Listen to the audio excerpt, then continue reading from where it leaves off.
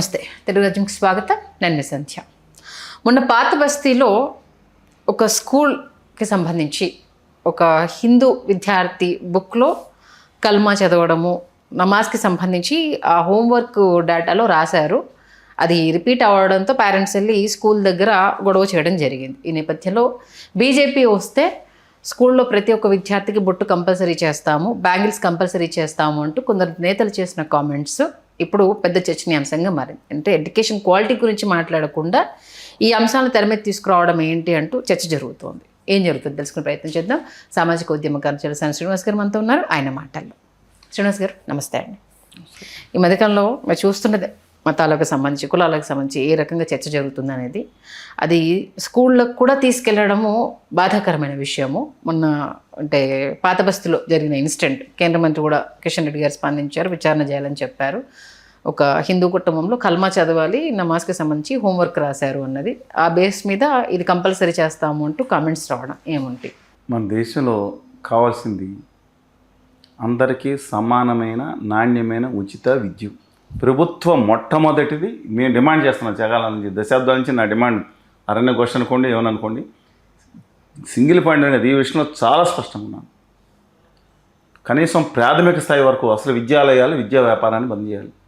అమెరికాలో 1%, 2% బయట ఉంటారు, మిగతా కాన్వెంట్ స్కూల్స్ మొత్తం అంతా ప్రభుత్వం అద్భుతమైన వ్యవస్థని అందిస్తుంది. వాళ్ళ దురదృష్టం ఏంటంటే 16 జూలై 2026 నాడు వచ్చిన నివేదిక ప్రకారం తెలంగాణ రాష్ట్రంలో ప్రభుత్వ పాఠశాలల్లో లేదా +2 లోపు చదివే విద్యార్థుల సంఖ్య దాదాపు 34% పడిపోయింది. ఆంధ్రప్రదేశ్లో 41% పడిపోయింది. దేశంలో అంటే తక్కువ ఇలా ఇంతగా జరిగిన దాంట్లో తెలంగాణ కూడా ఉండిపోయింది. కారణం ప్రభుత్వాలు విఫలమైపోయినాయి. స్పష్టంగా చెప్తున్నాను, ప్రభుత్వాలు విఫలమైపోయినాయి. రెండోది, ఇప్పుడు మీరు చెప్పిన దాంట్లో దీనికి ముందర ఆయన చేయాల్సింది ఏంటంటే విద్యార్థులకి విలువలు నేర్పాలి. తల్లిని ఎలా గౌరవించాలి, ఇతర మహిళలను ఎలా గౌరవించాలి అని ముందర విలువలు నేర్పే దాని మీద కాన్సన్ట్రేషన్ ఉండాలి. క్వాలిటీ ఆఫ్ ఎడ్యుకేషన్ మిగతా వాళ్ళు చెప్పినట్టు దాని మీద ఉండాలి. నేను ఒకటి చెప్తా ఉన్నాను, ఈ మధ్యన మత పిచ్చి, కుల పిచ్చి విద్యాలయాల్లో ప్రాథమిక కౌమార దశలో వచ్చే విద్యార్థులందరికీ రుద్దటానికి నీచమైన ప్రయత్నం జరుగుతుంది. ఇది ప్రమాదకరం. విద్యాలయాలన్నింటిలో కూడా కుల మత భావన కంప్లీట్గా పాఠాలు అంటే ఇలా ఉండే మతాలను ఇన్ఫామ్ చేయండి. దానికోసం బానిసలుగా ఉండాలి, కులాల కోసం కూడా ఇవన్నీ ఉద్బోధించే బ్యాచ్లు ఏదైతే ఉన్నాయో కంప్లీట్గా దాన్ని నిషేధం విధించాలి. ఫస్ట్ చిన్నపిల్లల వయసులో మనకు కావాల్సిన అభ్యుదయ భావాలు ఉండాలి, సైన్స్ అండ్ టెక్నాలజీ ఉండాలి, ఆధ్యాత్మికత కూడా ఉండాలి. ఎందుకంటే మన దీనికోసం 8వ తరగతి నుంచి ఒక పీరియడ్ పెట్టాలి. మనం లాస్ట్ టైం 2 సార్లు మీతో కూడా మాట్లాడాం. పీరియడ్ ఉండాల్సిందే. దానికి ఒక రాష్ట్ర ప్రభుత్వం నేను చెప్పిన దానికి వింతపత్రాన్ని పాజిటివ్ తీసుకుని ఇప్పుడు ఏమేమి చేస్తున్నారో తెలియట్లేదు. ఖచ్చితంగా కెరీర్ కౌన్సిలింగ్ వాళ్ళు ఏం చేయాలో కూడా తెలియట్లేదు పిల్లలకి. ఏదో చెప్తున్నారు, గుడ్డెద్దు చేయాల పట్టేట్టు వెళ్ళిపోవటం. నైతికత అంటే నువ్వెవరు నైతికత నేర్పాల్సిన అవసరం ఉంది. రాజ్యాంగంలో ఉన్నది. మిగతా విషయాలు ఎందుకు చెప్తున్నానంటే న్యూక్లియర్ ఫ్యామిలీ అయిపోయినాయి, వాళ్ళ భార్య భర్తలు ఇద్దరు ఉద్యోగాలకు వెళ్ళాల్సిన పరిస్థితి తప్పదు. తెక్కాకు తెగండి ఒక్కాడిన సామాన్యులు కూడా ఎప్పటి నుంచో బయటికి వెళ్తూ ఉంటారు. ఎక్కడికి? కూలి పనులకు వెళ్ళేవాళ్ళు సామాన్యులు కానీ, మిగతా వాళ్ళు ఇక్కడ కానీ, సైంటిస్టులు వాళ్ళు కూడా భార్య భర్తలు పనిచేస్తున్నారు. తప్ప మనం కాదనలేము. ఎప్పుడు చిన్నప్పుడు పూణె వెళ్ళినా సరే ఎవరు ఉండేవారు ఇంట్లో? వృద్ధులు ఉండేవారు, పెద్దలు, అమ్మమ్మ, నాయనమ్మ, లేకపోతే అందరూ ఉండేవారు. వాళ్ళు పిల్లలకి జాగ్రత్త తీసుకునేవారు. వాళ్ళ పిల్ల మీద అదుపు లేకుండా పోయిందండి. సమాజం అంటే ఎవరిని తయారు చేస్తున్నాం మనం? ఒక్కరి దారి పెట్టిన భారత పౌరులను తయారు చేసి ఎవరు చెప్తారు వాళ్ళకి? మీరు చెప్తారు, మనం చెప్పాల్సిందే. వాటెవర్ మిగతా అభిదేవాదులు ఏమన్నా అనుకోండి. అంటే ఒక దాంట్లో కెరీర్ కౌన్సిలింగ్తో పాటు మిగతా విలువలు నేర్పడానికి మోటివేటర్స్ ఉంటారు అద్భుతంగా. అవును, న్యూట్రల్ మోటివేటర్స్. మళ్ళీ మతాల మోటివేటర్స్ని తీసుకొచ్చి ఎక్కడ చెప్పడం కాదండి, ఖచ్చితంగా అది ఉండాల్సిందే. ఇక ఆయన చెప్పిన దానికి బ్యాక్గ్రౌండ్ చెప్తున్నాను. మనం ఆయన విమర్శించడానికి ముందు ఏం తెలియకుండా ఎలా విమర్శిస్తాం? సరిగ్గా ఆరుమూరులో నిజామాబాద్లో ఒక ఉపాధ్యాయుడు పిల్లలందరూ ఉర్దూ నేర్పడం మొదలుపెట్టాడు. ఎవరైనా ఉర్దూకి ఎవరికి ఉర్దూ అనేది ముస్లిమ్స్కి మత భాష అని ఎవరు చెప్పారు అసలు? అలా అలవాటు చేసేసారు ఈ రాజకీయ నాయకులు. తెలుగు రాష్ట్రాల్లో నాశనం చేసేసి, మాతృభాష నాశనం చేసేసి ఎవరైతే హిబ్రూ మీరు మాట్లాడుకోండి, లేదా ఉర్దూ ఎవరికి మాతృభాష? ప్రపంచ చరిత్రలో మనందరం అంతర్జాతీయ మాతృభాష దినోత్సవం జరుపుకుంటున్నాం. ఫిబ్రవరి 21 ఎలా వచ్చింది? దుర్మార్గమైన కర్కోటకమైన పాలకులు, ఆ మిలిటరీ పాలకులు, పాకిస్తాన్ లాంటి ఒక దుష్ట రోగ్ ప్రభుత్వం బంగ్లాదేశ్కి వచ్చి బంగ్లాదేశీ వాళ్ళ మీద ఉర్దూ రుద్దుతానుంది. నీ భాగంలో కనీసం ఉర్దూ అనేది పాకిస్తాన్లో 7%, 8% కూడా మాతృభాష లేదండి. పంజాబీ సింధు మాట్లాడుకుంటారు, పఖ్తూన్ అని మాట్లాడుకుంటారు, బెలుచి మాట్లాడుకుంటారు. అలా ఉర్దూ ఎవరికయ్యా? నువ్వు మత భాష కింద ఎట్లా చేస్తావు? వాళ్ళు అన్నారు మేము ముస్లింలము, మాకు మాతృభాష మా బెంగాలీ, మన తెలుగులాగా. నువ్వెవరో తీసుకొచ్చి మత విద్వేషం అంటే ఉర్దూ లేకపోతే ముస్లిమ్స్ కాదా? ఈ దుర్మార్గమైన భావన ఆంధ్రప్రదేశ్లో వ్యాప్తి చేసిన రాజకీయ నాయకులు ముఖ్యంగా తెలుగు భాషను చంపేశారు వీళ్ళు. ఖచ్చితంగా అసలు నాకు అర్థం కావట్లేదండి. ఇప్పుడు ఉర్దూ కూడా రాసుకున్నానికి లిపి లేదు, బ్యాక్స్లో పుట్టింది. వేరే విదేశాల నుంచి తీసుకొచ్చిన లిపిని రాసుకుంటారు. ఉర్దూ ఇక్కడ ఉద్భవించింది, హిందుస్థానీకి, పర్షియన్, ఆఫ్ఘనీ అన్ని కలిపి ఉద్భవించింది అనుకుందాం. కానీ లిపి లేదు, హిందీకి లేదు కదా, దేవనాగరి నుంచి ఎత్తుకొచ్చారు. ఇది యూరోపియన్ లాంగ్వేజ్. ఇది బయటికి తీసుకొచ్చారు. తెలుగు భాష, నేను నెల్లూరు వెళ్ళా 30 సంవత్సరాల క్రితం. ఏ మతమైనా సరే తెలుగు భాష మాట్లాడేవారు. ఈ మధ్యకాలంలో ఉర్దూ లేకపోతే కష్టం, ఉర్దూ నాకు అర్థం అవ్వట్లేదు. హిందీ లేకపోతే అసలు మనము వేరే రాష్ట్రాల్లో బతకలేము అనే పరిస్థితి తీసుకొచ్చేసారు. అదే కళ్యాణ్ బాబు గారు అంటారు, మనం ఉపాధి అండి, ఎవడండి ఉపాధి కోసం హిందీ రాష్ట్రాలు 4-5 రాష్ట్రాలు 99% తెలుగు రాష్ట్రాలకే, కర్ణాటక ఉపాధి కోసం వస్తున్నారు. మనవాడు 1% కూడా వెళ్ళి జార్ఖండ్లోనో బీహార్లోనో అక్కడ ఉద్యోగాలకు వెళ్తున్నారు. ఎవరన్నా ఎందుకని మాట్లాడతారు వీళ్ళు? ఇలాంటి రాజకీయ వెంకటరావు గారు, రామారావు గారు తర్వాత ఎవరు పట్టించుకోవడం వల్ల, ఇలాంటి రాజకీయ నాయకుల వల్లే ఇవాళ తెలుగు దేశంలో 2వ అతిపెద్ద భాష ఉండేది 4వ భాష పడిపోయింది. ఉర్దూని గౌరవిద్దాం. సారజహాసాని ఇక్బాల్ గారు రాసిన దానికి మనం గౌరవిద్దాం. నేను అసలు 2వ భాషను గౌరవించుకుంటాం. కానీ నా మాతృభాషను చంపేసే విధంగా చేస్తుంటే ఇవాళ ఉర్దూ దాన్ని సపోర్ట్ కూడా చేయటం ఏంటండి? కానీ దాని మీద దాడి చేశారు, తప్పు. ఒక ఉపాధ్యాయుడి మీద, ప్రిన్సిపాల్ మీద నువ్వు ఉర్దూ చెప్పాడు, నువ్వు చట్టాన్ని చేతిలో తీసుకున్నాక ఎవరికి ఇచ్చారు? వీళ్ళకి, బీజేపీ నాయకులకి. హిందీ చెప్పాలంట. వీళ్ళు భాష చచ్చిపోతే మాట్లాడట్లేదు, తెలుగు భాష మీద అభిమానం లేదు. ప్రభుత్వ ఉత్తర్వులు 86 మేమందరం సమాఖ్య సాధన, మేము తెలుగు భాష అంతా మేము తీసుకొచ్చాం రాష్ట్రత్తులు. దాన్ని ధన్యవాదాలు చెప్తున్నాం. నిజామాబాద్కి సంబంధించిన మంత్రి గారు వెంకటేశ్వరరావు గారు ఉండగా ఆయనే ఇవాళ చరిత్రలో ఉండిపోతారు. ప్రభుత్వ ఉత్తర్వులు ఇచ్చారు. 2 రాష్ట్రాల్లో తెలుగు ఒక భాషగా అన్న ఒక సబ్జెక్టుగా నడుస్తుందంటే ఆ ఉత్తర్వు ఆధారంగానే, ప్రభుత్వ ఉత్తర్వు ఆధారంగా నడుస్తుంది. వీళ్ళు తెలుసా అది? దేనికోసం? ఎవరు మతం కోసం, పెద్ద మతం కోసం తీసుకొచ్చి వీళ్ళు ఒక మతం వాళ్ళు, ఈ దేశం వాళ్ళు కాదన్నట్టు కొంతమంది బిహేవ్ చేస్తారు. ఎవడని చెప్పింది? అక్కడ ముస్లిమ్స్ కానీ, క్రిస్టియన్స్ కానీ, మిగతా వర్గాలందరూ ఈ దేశంలోనే పుట్టారు, ఈ దేశంలోనే వాళ్ళ బాడీ ఉండిపోతుంది. దేశభక్తులు ఎవరికి తక్కువ కాదు. కానీ వాళ్ళ ప్రాబ్లం ఏంటి? ఇంకా కొన్ని మతాలు అలా ఉండిపోయింది. నేను ఖమ్మం జిల్లాలో కొంత కాలం క్రితం ఒక ఉపాధ్యాయుడు ఆగస్టు 15 జెండా వందనం చేయాలంటే నా మతం ఒప్పుకొని నేను చేయనని వెళ్ళిపోయాడు.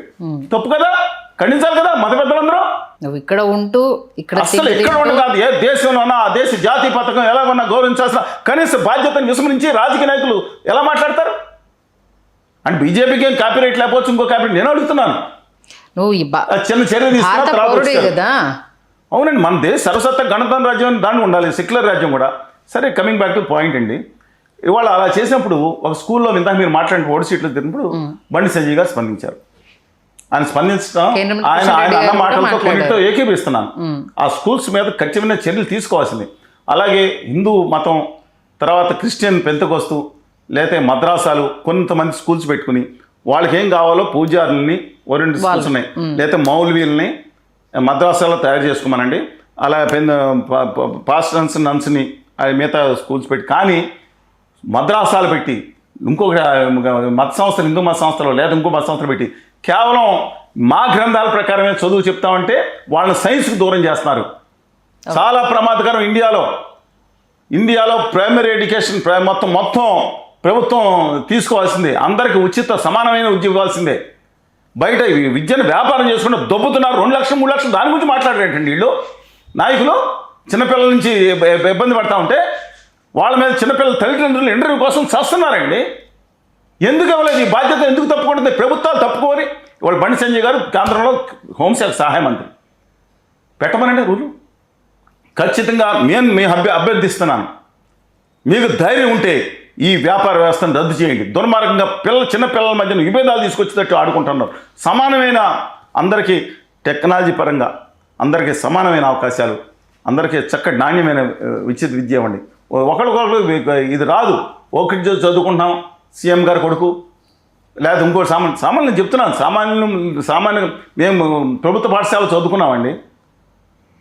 ఎంతమంది ముత్యాల రాజు గారిని తెలుగు ఇండియాలో టాప్ ఐఏఎస్ మాతృభాషలో చదువుకుని వచ్చాడు. అందుకే ఎంతమంది చూపించను. సరే, ఇవాళ ఆయన అంతిమంగా మాట్లాడింది ఏంటంటే ఆయనే వీడియో రిలీజ్ చేశారు, పూర్తిగా చూశాను. దాంట్లో మీరు చెప్పినట్టు విద్యార్థులను అందరికీ బొట్టు గాజులు అనలేదు, విద్యార్థులందరికీ బొట్టు పెట్టుకోవాలన్నారు. అంటే ఏ మతమైనా స్పష్టంగా నేను చూశాను, మళ్ళీ హిందూ అనలేదు. విద్యార్థులు గర్ల్స్ మాత్రం హిందూ విద్యార్థులకు మాత్రం గాజులు వేసుకుని రావాలని నేను అడుగుతాను. నాకు మాస్టర్ల పని రేపు పొద్దు నుంచి నిషేధం, అదే ఉత్తర్వులు ఇచ్చేసి అమలు చేసేస్తారు, తప్పనిసరి చేస్తారంట. అంటే రేపు పొద్దున వాళ్ళ అధికారంలోకి వస్తే ప్రతి పాఠశాల దగ్గర హెడ్ మాస్టర్లు చూసుకుని బొట్లు పెట్టుకున్న వాళ్ళు రాయిస్తారు, లేదా బొట్టు పెట్టి వాళ్ళు పంపిస్తారు. బొట్టు పెట్టుకున్న బయటికి దొబ్బేయమంటారా? మహిళలకి ఇక వాళ్ళందరూ గాజులు తీసుకోలేదాం కొనలేదంటే ప్రతిరోజు గాజులు వేసి వాళ్ళు పంపిస్తారా? వీళ్ళెవరు నిర్ణయం తీసుకోవడానికి? నేను అనుకున్నా బొట్టు పెట్టుకుంటే సంతోషం. నాకు చిన్నప్పుడు ఇక్కడ చొట్టబడి బొట్టు కింద ఉంటుంది. చెప్తున్నాను, నేను హిందూగా బొట్టు పెట్టుకుంటాం తప్పేం కాదు. గాజులు వేసుకుంటే ఆడపిల్లలు మహాలక్ష్మిలాగా కళకళ ఆడుతూ ఉంటారు. స్కూల్లోకి వాళ్ళు ప్రయోగాలు ఇప్పుడు 10th క్లాస్లో కూడా ఉంటాయి కదండి, ఇంటర్మీడియట్ +2లో సైన్స్ ల్యాబొరేటరీస్ ఉంటాయి, కొన్ని ఉంటాయి. అది ఈయనెవరండి? కొంతమంది కొన్ని స్కూల్స్ ఏంటంటే కంపల్సరీగా బొరకాయసుకు రాకపోతే రానేమో అనేవాళ్ళు కూడా ఉన్నారు. వాళ్ళు అసభ్యంగా లేకుండా చక్కగా ఉండేటట్టు ఉండాల్సిందే. లేకపోతే నాకు అర్థం కాదు, వీళ్ళు ఎవరు నిర్ణయించడానికి? చక్కగా వాళ్ళకి విలువలు నేర్పించండి, చక్కటి సంస్కారం నేర్పించండి, చక్కటి సైన్స్ ఎడ్యుకేషన్ నేర్పించండి, సమాజం ఎలా మెలగాలో చెప్పండి, రాజ్యాంగం పట్ల బద్దులై ఉండేది చేయండి, మానవీయ కోణంతో ఆలోచించమని చెప్పండి, దేశంలో కాదు ప్రపంచం నెంబర్ 1గా దేశాన్ని తీసుకెళ్ళమని చెప్పండి. ఇదేం పని అండి? రేపు పొద్దున ఏది తినాలో కూడా చెప్తారు. నిన్నే ఇప్పుడు ఉత్తరప్రదేశ్ని వెళ్తున్నారు కదా, గుజరాతీ పాలకులు ఇద్దరు, ఆయన పైన బాసు యోగి ఆదిత్యనాథ్ మంచోడండి. Though I differ with him his ideology. నిజాయితీ పరుడు, నిజంగా నిజాయితీ పరుడు. మిగతా వాళ్ళలాగా మోడీ గారి కుటుంబంలాగా వాళ్ళ కాదండి, నిజంగా నిజాయితీ పరుడు. అలాంటి వ్యక్తి వేరు. అది ఆయన వెళ్తున్నాడా? లేదు అద్దానీ గారు అంట, లేకపోతే మోడీ గారు, అమిత్ షా గారు అంట. ఇవాళ దాంట్లో ఇవాళ గుజరాతీ గవర్నర్ గారు వెళ్ళారు. అంటే గవర్నర్ గారు గుజరాతీ వెళ్ళి ఆదేశాలు ఇచ్చారు. ఎక్కడ మెడికల్ కాలేజీలో దాంట్లో వెంటనే మొత్తం నాన్ వెజిటేరియన్ బంద్ చేసేయండి అని మొన్న ఇచ్చేశారు. పిల్లలు కావాలంటే ఇంట్లో రూపాయలు వాళ్ళు వండుకోవచ్చు, తినవచ్చు అంట. మీరు మాత్రం యూనివర్సిటీ మెడికల్ కాలేజీ, అది కూడా మెడికల్ యూనివర్సిటీ, చదువుకునేది మెడికల్ ఎడ్యుకేషన్, దాంతో ప్రోటీన్ అంటే ఏంటి తెలుసు. హైజీన్ లేకపోతే వేరే చేసుకోవచ్చు, కానీ నిషేధించడం ఏంటి అసలు? ఓకే, ఏండి మీరు ఏం తినాలో కూడా మీరే చెప్తారు. ఇంకో స్వామి అంటాడు, ఎంత బాధ వచ్చిందంటే ఆయన ఏ కులం పని ఆ పని చేయాలండి అని మాట్లాడుతున్నారు. ఎవడండి ఈయన? అంటే కష్టపడి ఒక నాయ బ్రాహ్మణుడు, రజకులు, లేకపోతే మన ఆ రోజు మీకు తెలుసు కదా పరిస్థితి, మాన్యువల్ స్కావెంజర్స్ ఉండేవాళ్ళు. వాళ్ళ వాళ్ళ జీవితాలు వాళ్ళే ఉండాలి, పలకీలు ఎక్కి వీళ్ళు తిరగాల, ఎందుకని ఖండించట్లేదని అడుగుతున్నాను నేను. వాళ్ళు మాత్రం గ్రేటు. ఏ తింటే ఇంకొక ఆయన అంటాడు స్వామి గారు, ఇది కోడి గుడ్డు తింటారు చూసారా, కోడి కానీ అది తింటే పెంట మీద కోళ్ళు తిరుగుతాయి కదా, ఆ బుద్ధులే వస్తాయంట. ఈయన ఉద్బోధిస్తారు. మరి సాధు తత్వం రావాలంటే మనం పూజించే గోవు తినాలా, లేదా మనిషి బుద్ధులు రావాలంటే మనిషిని చంపి తినాలా? ఏం మాట్లాడతారండి వీళ్ళు? దేవదూతలో దేవుళ్ళ కింద కాళ్ళకు మొక్కి ప్రధానమంత్రి గారు అంటే మా గురువు గారు అంటారు. మరి ఆవు చేలో మేస్తుంటే దూడ గట్టుమే మేస్తుందా? మోడీ గారు ప్రపంచ టెక్నాలజీకే గురువు అయిపోయారైనా, 1+1 అని మరీ చెప్తున్నారు.